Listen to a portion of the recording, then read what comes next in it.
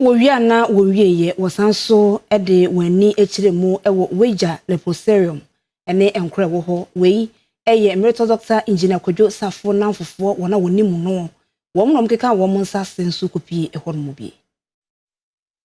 Enam adoye aduade pa emeritus apostle Kwadwo Safo kantanka ediashe Kristo asafomam eni na chitafo enti ena breya yedi yewura awoda adofo a edin edomso eni friends of Kristo asafo a esapa emeritus apostle Kwadwo Safo kantanka etwa edito ho wo mofa so anya so emfa so pano ejina yewura awoda iso ekoye adoye shonko edema adofo senia yewura ti ase na woye wo mofiri adoye ase ewo Weija Leprosarium na sei enedwumadie no ekoye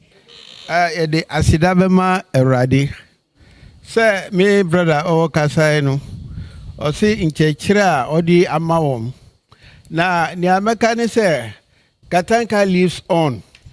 because ne baby bi obawo bia no am se nani beji because time onu o stati adoi wo fie ha no na ye mpo ye mu bi na ye nyini ye na so onu no washashe eye adoye a memfa ne se enye small adoye obesi fie ha pim na obia sere yesre sa 1 week na yesre enti odi ahye mo sasemo ye no erade na ebeda na se na babi bi owo bia nso no yenim se ye nani eda mo ho eda yenso ye hu